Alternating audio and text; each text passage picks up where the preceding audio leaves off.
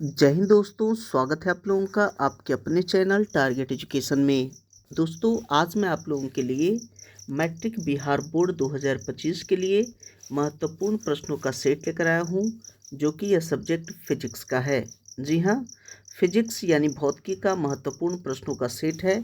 तो आइए इसे शुरू करते हैं। आज का ये पहला प्रश्न। जी हाँ दोस्तों, आज का पहला प्रश्न दिया गया है कि तत्वों की आवर्त सारणी के प्रारंभिक विकास में किसका प्रमुख योगदान रहा है। ऑप्शन है डोबेराइनर का, मोसले का, मेंडलीफ का या न्यूलैंड्स का। तो इसका सही आंसर होगा ऑप्शन सी, मेंडलीफ का। जी हाँ, तत्वों की आवर्त सारणी के प्रारंभिक विकास में मेंडलीफ का प्रमुख योगदान रहा है। नेक्स्ट है सेकंड नंबर का। सेकंड में दिया गया है न्यूलैंड्स ने परमाणु द्रव्यमान के आधार पर 8 तत्वों को इस प्रकार व्यवस्थित किया कि 8वें तत्व का गुणधर्म पहले तत्व के गुणधर्म से मेल खाता था। इसे न्यूलैंड्स का कौन सा सिद्धांत कहा जाता है। तो सही आंसर होगा ऑप्शन सी, अष्टक सिद्धांत। जी हाँ, जब सजाते हैं, व्यवस्थित करते हैं तत्वों को, तो जो 8वां तत्व के गुण धर्म के समान अगर मेल खाता है तत्व, तो उसको न्यूलैंड्स का अष्टक का सिद्धांत कहते हैं। प्रश्न आता है कि अष्टक का सिद्धांत किसने दिया। तो इसका सही आंसर होगा ये न्यूलैंड्स। नेक्स्ट है तीसरा प्रश्न। जी हाँ, 3 नंबर का प्रश्न है कि सबसे पहले प्लैटिनम को उत्प्रेरक के रूप में पहचानने वाला कौन था। जी हाँ, प्लैटिनम को उत्प्रेरक के रूप में पहचानने वाला कौन था। तो इसका सही आंसर होगा ऑप्शन सी, डोबेराइनर। नेक्स्ट है 4 नंबर का प्रश्न कि निम्न में से कौन सा समूह डोबेराइनर त्रिक बनाता है। जी हाँ, डोबेराइनर त्रिक कौन सा समूह बनाता है। तो इसका सही आंसर होगा ऑप्शन बी, सी ए यानी कैल्शियम, स्ट्रोंशियम और बेरियम। ये जो है डोबेराइनर त्रिक बनाता है। तो दोस्तों, डोबेराइनर त्रिक क्या है। तो डोबेराइनर त्रिक वैसा त्रिक है, इसमें 3 तत्वों को शामिल किया जाता है और इसमें से 3 तत्वों में जो पहला तत्व है और तीसरा तत्व है, ये दोनों तत्वों का परमाणु द्रव्यमान को जोड़ करके बटा 2 करते हैं। अगर तीसरे तत्व के अगर बराबर आता है तो उसे ही डोबेराइनर त्रिक कहते हैं। जैसे किसी भी तत्व का जो परमाणु द्रव्यमान होता है वो लगभग दुगना होता है। तो कैल्शियम का Ca 20 होता है, तो 20 का दुगना होता है 40। तो अगर कैल्शियम का परमाणु द्रव्यमान 40 है और बेरियम का जो परमाणु संख्या होता है वो होता है बेरियम Ba 56। तो 56 का अगर दुगना करेंगे तो द्रव्यमान आ जाएगा, यानी कि 56 का दुगना हो जाएगा 112। जी हाँ, 112। तो 40 और 112 जोड़ेंगे तो हो जाएगा 152। तो 152 के जब आधा करेंगे तो 50 और 26 हो जाएगा 76। जी हाँ, 76। तो अगर स्ट्रोंशियम के अगर द्रव्यमान के बराबर आता है तो वो डोबेराइनर त्रिक कहलाता है। तो स्ट्रोंशियम का परमाणु संख्या होता है 38 और 38 में अगर दुगना करते हैं तो 38 दुना 76 होता है, जो कि 76 यानी कि कैल्शियम और बेरियम के परमाणु द्रव्यमान के दुगना करके और उसको जोड़ करके अगर भागा करते हैं, यानी कि परमाणु द्रव्यमान को जोड़ करके उसके 2 से भाग दे करके अगर ये तीसरा जो बीच वाला जो तत्व है अगर उसके परमाणु द्रव्यमान के बराबर अगर आता है तो वो डोबेराइनर त्रिक कहलाता है। इसलिए सही आंसर ऑप्शन बी। नेक्स्ट है 5 नंबर का कि क्लोरीन, ब्रोमीन, आयोडीन के परमाणु द्रव्यमान क्रमशः 35.5, 79.9 और 126.9 है। क्या ये समूह त्रिक नहीं है या त्रिक है या अष्टक सिद्धांत पर आधारित है या सभी उत्तर सत्य है। तो इसका जो सही आंसर होगा ऑप्शन बी, यह त्रिक है। जी हाँ, ये दोनों को अगर जोड़ेंगे और बटा 2 करेंगे तो इसके बराबर होगा, लगभग होगा। तो इसलिए यह जो है डोबेराइनर त्रिक है। नेक्स्ट है 6 नंबर का प्रश्न कि डोबेराइनर ने समान गुणधर्मों वाले तत्वों को 3-3 के समूह में वर्गीकृत किया। इन समूहों को क्या कहा जाता है। तो इसका सही आंसर हो जाएगा ऑप्शन ए, इन समूहों को त्रिक कहा जाता है, क्योंकि 3-3 के समूह में डोबे राइनर महोदय ने इसे बांटा, तो इसे त्रिक कहा जाता है। नेक्स्ट है 7 नंबर का कि न्यूलैंड के अष्टक सिद्धांत की मुख्य कमी क्या थी। तो दोस्तों इसका सही आंसर होगा ऑप्शन बी। मुख्य कमी था कि यह केवल हल्के तत्वों के लिए ही ठीक से लागू हो पाया और भारी तत्वों के लिए ये ठीक से लागू नहीं हो पाया, इसलिए इसका जो कमी है वो ऑप्शन बी है। नेक्स्ट है 8 नंबर का प्रश्न। 8 में दिया गया कि आवर्त सारणी के किसी आवर्त में बाएं से दाएं जाने पर तत्वों की परमाणु त्रिज्या क्या होती है। तो इसका सही आंसर ऑप्शन ए घटती है। जी हाँ, आवर्त सारणी के किसी आवर्त में अगर बाएं से अगर दाएं जाने पर तत्वों की परमाणु त्रिज्या घटती है। नेक्स्ट है 9 नंबर का कि निम्नांकित तत्वों को उनके अधातु के अनुसार, अधातु के गुण के अनुसार बढ़ते क्रम में सजाएं। तो इसका सही आंसर ऑप्शन बी। जी हाँ, ऑप्शन बी लिथियम से बड़ा बेरिलियम, बेरिलियम से बड़ा कार्बन, कार्बन से बड़ा ऑक्सीजन, ऑक्सीजन से बड़ा ये फ्लोरीन F9 होता है। तो इसलिए सही आंसर ऑप्शन बी। नेक्स्ट है 10 नंबर का। जी हाँ, 10 में दिया गया कि मेंडलीफ के आवर्त सारणी में क्षैतिज कतारों को क्या कहा जाता है। जी हाँ, मेंडलीफ के आवर्त सारणी में जो क्षैतिज कतार होता है इस प्रकार से, तो इन कतारों को क्या कहा जाता है। तो इसका सही आंसर हो जाएगा ऑप्शन बी, इसे आवर्त कहते हैं। जी हाँ, ये जो क्षैतिज कतारें हैं इन क्षैतिज कतारों को आवर्त कहा जाता है और ये जो उदग्र जो है इसको समूह कहा जाता है, यानी कि वर्ग कहा जाता है। नेक्स्ट है 11 नंबर का कि मेंडलीफ के आवर्त सारणी की प्रथम कमी क्या थी। मेंडलीफ के जो आवर्त सारणी है उसकी प्रथम कमी क्या थी। तो इसका सही आंसर हो जाएगा ऑप्शन बी कि हाइड्रोजन को उचित स्थान नहीं देना। नेक्स्ट है 12 नंबर का क्वेश्चन। 12 नंबर में दिया गया कि मेंडलीफ के आवर्त सारणी में किन तत्वों को उचित स्थान पर रखने में कठिनाई उत्पन्न होती है। जी हाँ दोस्तों, मेंडलीफ के आवर्त सारणी में किन तत्वों को उचित स्थान पर रखने में कठिनाई उत्पन्न होती है। तो इसका सही आंसर होगा ऑप्शन ए, भारी तत्वों को। नेक्स्ट है 13 नंबर का कि मेंडलीफ के तत्व वर्गीकरण का आधार क्या है। मेंडलीफ महोदय जो तत्वों का वर्गीकरण किए वो किस आधार पर किए। तो इसका सही आंसर ऑप्शन ए, परमाणु द्रव्यमान के आधार पर। नेक्स्ट है 14 नंबर का कि मेंडलीफ की आवर्त सारणी के ऊपरी भाग में तत्वों के ऑक्साइड और हाइड्रोक्साइड को दर्शाया गया था। इनमें प्रत्येक तत्व के लिए अंग्रेजी में एक खास अक्षर का प्रयोग किया गया था, वह अक्षर कौन सा था। तो इसका सही आंसर होगा ऑप्शन ए, वह अक्षर कैपिटल आर था। नेक्स्ट है 15 नंबर का कि मेंडलीफ ने अपनी आवर्त सारणी तैयार करने के लिए कौन सा मापदंड अपनाया। तो सही आंसर होगा ऑप्शन सी, परमाणु द्रव्यमान। जी हाँ, मेंडलीफ ने अपनी आवर्त सारणी तैयार करने के लिए परमाणु द्रव्यमान के मापदंड को अपनाया था। नेक्स्ट है 16 नंबर का कि निम्न में कौन सा तत्व मेंडलीफ के समय ज्ञात नहीं था। जी हाँ, मेंडलीफ के समय कौन सा तत्व ज्ञात नहीं था। इसका सही आंसर होगा ऑप्शन सी, गैलियम। जी हाँ, गैलियम जिसका परमाणु संख्या जो है 31 है और परमाणु जो संकेत है वो Ga है। जी हाँ, गैलियम का Ga 31। दोस्तों अगर वीडियो अच्छा लग रहा है तो लाइक ज़रूर कीजिए, प्यारा सा कमेंट कीजिए और अगर अभी तक मेरे चैनल को सब्सक्राइब नहीं किया तो चैनल को सब्सक्राइब जरूर कर ले, बेल आइकन जरूर दबाइए ताकि इसी प्रकार की महत्वपूर्ण वीडियो की नोटिफिकेशन आप लोगों तक आसानी से पहुँच सके। तो 17 नंबर का प्रश्न है कि तत्वों के वर्गीकरण का मुख्य श्रेय निम्न में से किसको मिला। जी हाँ दोस्तों, तत्वों के वर्गीकरण का सबसे प्रमुख श्रेय किसको मिला। तो इसका सही आंसर हो जाएगा ऑप्शन बी, मेंडलीफ को। नेक्स्ट है 18 नंबर का कि निम्न में से किस तत्व के लिए मेंडलीफ ने अपनी सारणी में खाली स्थान छोड़ा था। तो सही आंसर है ऑप्शन सी, जर्मेनियम के लिए। नेक्स्ट है 19 नंबर का कि क्लोरीन के 2 समस्थानिक हैं। क्लोरीन के 2 समस्थानिक है, वो समस्थानिक कौन कौन है। तो सही आंसर है ऑप्शन डी, क्लोरीन और एक क्लोरीन 37, एक क्लोरीन है 35, एक क्लोरीन 37, ये क्लोरीन के 2 समस्थानिक हैं।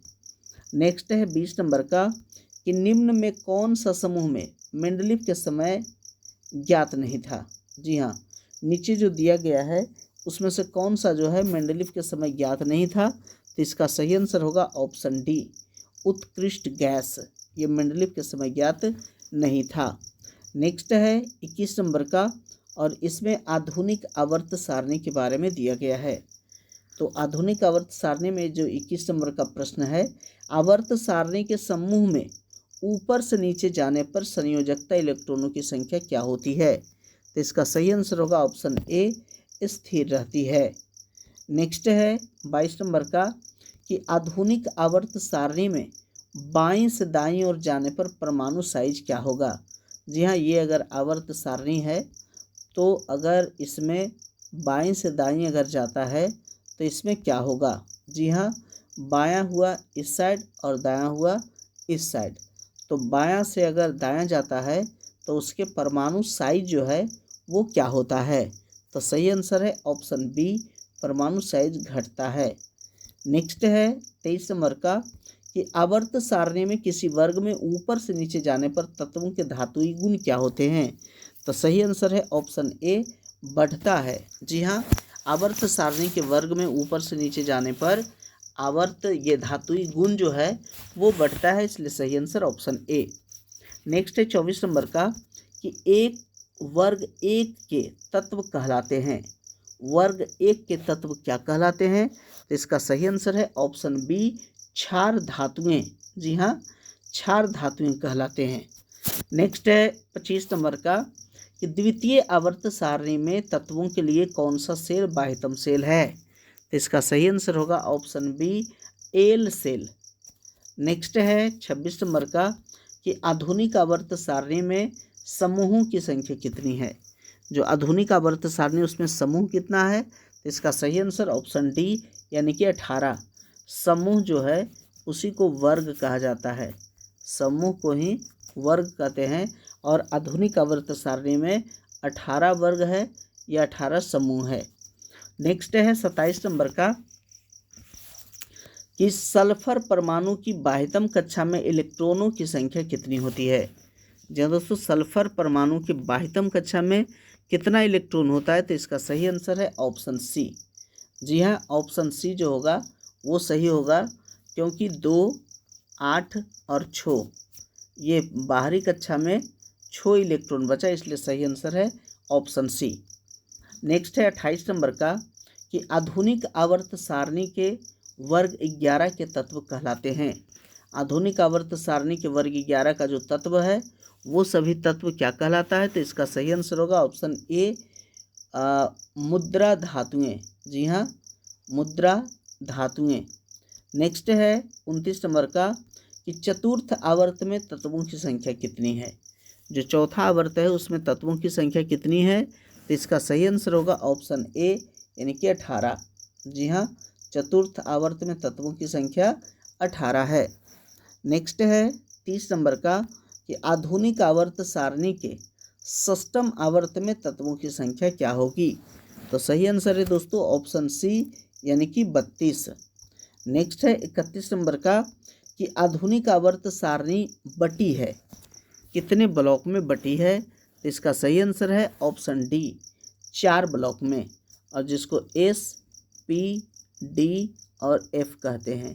तो ये 4 उप ब्लॉक में बांटा गया है आधुनिक आवर्त सारणी को। नेक्स्ट है 32 नंबर का कि आवर्त सारणी में नीचे 2 क्षैतिज कतारें हैं, इन्हें किस ब्लॉक का तत्व कहा जाता है। जब आवर्त सारणी जब देखिएगा तो उसके नीचे में आवर्त सारणी जो बना हुआ है उसके नीचे में देखिएगा कि 2 लाइन बना हुआ रहेगा, तो ये जो है ये किस आवर्त का है, किस ब्लॉक का है, तो इसका जो सही आंसर होगा वह है ऑप्शन सी, यानी कि एफ ब्लॉक के तत्व होते हैं। नेक्स्ट है 33 नंबर का कि आवर्त में बाईं से दाईं ओर जाने पर तत्वों की संयोजकता क्या होती है, तो इसका सही आंसर है ऑप्शन ए, बढ़ती है। जब आवर्त में बाईं से दाईं ओर जाएंगे तो तत्वों की संख्या जो होगी वो बढ़ती है, यानी बढ़ेगी।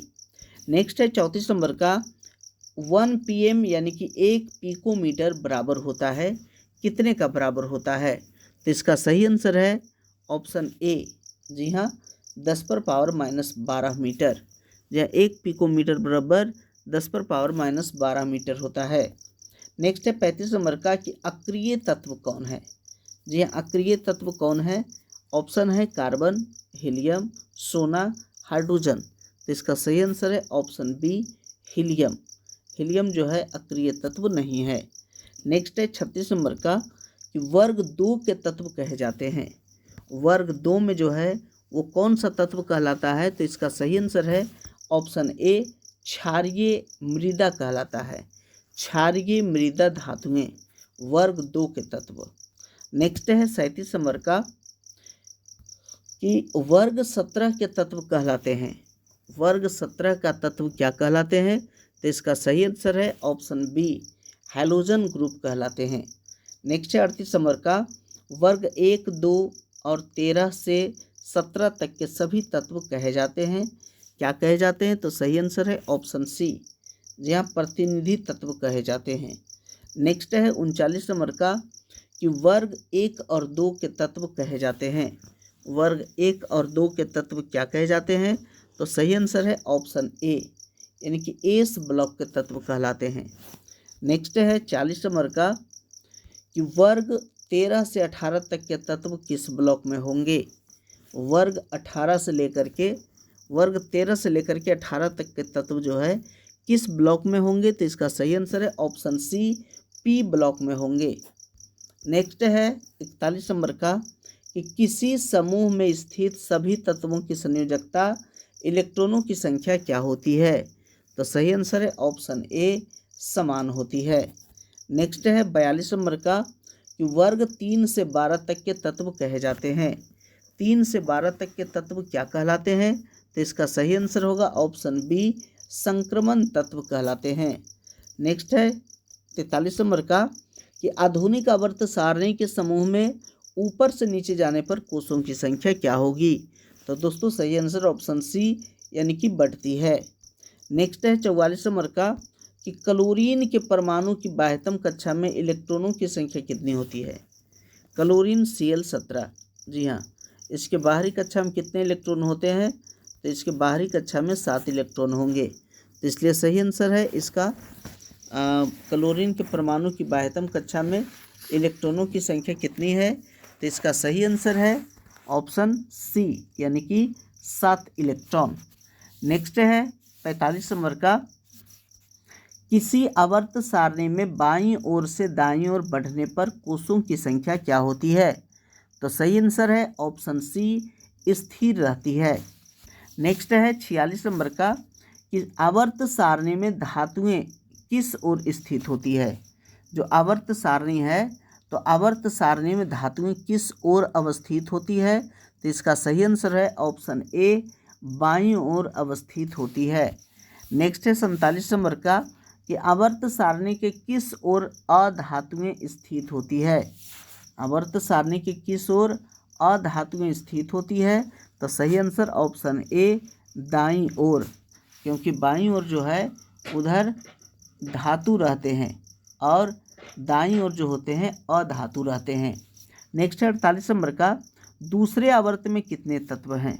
जी हाँ, दूसरे आवर्त में कितने तत्व हैं? सही answer option A, option B, यानी कि 8 तत्व हैं। नेक्स्ट है 49 नंबर का आवर्त सारणी में बाईं से दाईं ओर जाने पर प्रवृत्तियों के बारे में कौन सा कथन असत्य है? तो सही आंसर है ऑप्शन सी, परमाणु आसानी से इलेक्ट्रॉन त्याग करते हैं, यह असत्य है। नेक्स्ट है 50 नंबर का कि आवर्त सारणी के 18वें समूह में स्थित तत्व कहे जाते हैं। 18वें समूह में जो तत्व स्थित है उसे क्या कहा जाता है? तो इसका सही आंसर होगा ऑप्शन बी, निष्क्रिय तत्व कहलाता है। नेक्स्ट है 51 नंबर का कि आवर्त सारणी के शून्य समूह का तत्व कौन सा है? जी हाँ, आवर्त सारणी के शून्य समूह का तत्व कौन सा है? तो इसका सही आंसर है ऑप्शन बी, हीलियम। जी हाँ, शून्य समूह के तत्व को ही निष्क्रिय गैस कहा जाता है और निष्क्रिय गैस में बताए थे कि हीलियम नियोन, आर्गन, क्रिप्टन और जेनन ये सभी जो है ये सभी अक्रिय गैस है और इसी को कहा जाता है शून्य समूह। नेक्स्ट है 52 नंबर का। 52 में दिया गया है कि आवर्त में इलेक्ट्रॉन त्याग करने की प्रवृत्ति कैसी होती है। तो इसका सही आंसर होगा ऑप्शन बी, क्रमानुसार बढ़ते जाता है। नेक्स्ट है 53 नंबर का कि आवर्त सारणी में BSIGEAS तथा PO क्या है। यानी कि B4 हो गया बोरन, SI यानी कि silicon, germanium arsenic, SB antimony, tellurium TE polonium PO ये सभी क्या है। तो इसका सही आंसर ऑप्शन डी यानी कि ये सभी उप धातु है। नेक्स्ट है 54 नंबर का, अभी तक ज्ञात तत्वों की संख्या क्या है। जी हाँ, अभी तक जो भी ज्ञात तत्व हुआ है उसमें तत्वों की संख्या क्या है। तो सही आंसर है ऑप्शन ए 118 तत्व है। नेक्स्ट है 55 नंबर का। जी हाँ, 55 नंबर का प्रश्न है कि धात्विक अभिलक्षण समूह में नीचे जाने पर क्या होता है। तो सही आंसर ऑप्शन बी, वो बढ़ता जाता है।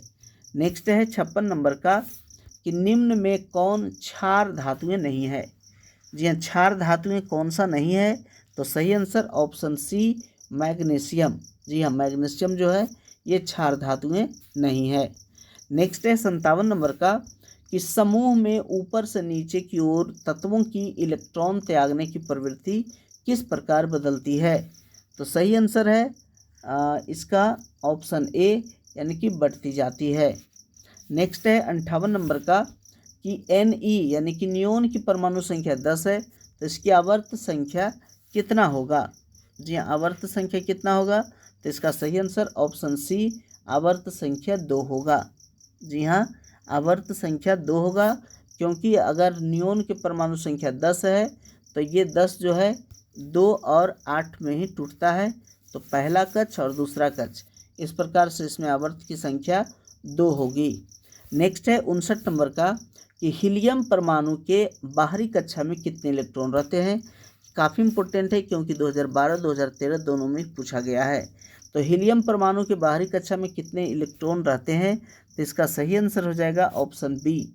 जी हाँ, 2 इलेक्ट्रॉन रहते हैं। नेक्स्ट है 60 नंबर का, यदि किसी तत्व की परमाणु संख्या 12 है तो उसकी संयोजकता क्या होगी। तो दोस्तों सही आंसर हो जाएगा ऑप्शन बी, उसकी संयोजकता 2 होगी क्योंकि 12 को तोड़ेंगे 2, 8 और 2 में। जी हाँ, 2, 8 और 2 में। तो इसका अंतिम जो कक्ष होता है वो बाहरी कक्षा कहलाता है, इसलिए सही आंसर ऑप्शन बी यानी कि 2। तो दोस्तों ये था फिजिक्स का VBI क्वेश्चन जो कि मैट्रिक एग्जाम 2025 के लिए काफ़ी इम्पोर्टेंट है। तो अगर अभी तक मेरे चैनल पर नए हैं तो चैनल को सब्सक्राइब जरूर कर लें। अगर वीडियो अच्छा लगा तो लाइक कीजिए, प्यारा से कमेंट कीजिए। वीडियो देखने के लिए बहुत बहुत धन्यवाद।